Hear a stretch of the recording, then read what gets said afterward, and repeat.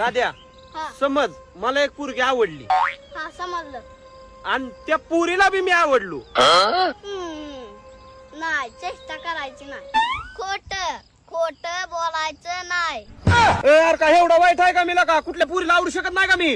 अरे इथं जन्म दिलेला आहे बाप्पाला तो आवडत नाही आणि त्या बिचाऱ्या लोकांच्या पोरींकडनं काय अपेक्षा ठेवायच्या त्या. माझा बीपी लो होतोय. अरे तू मार.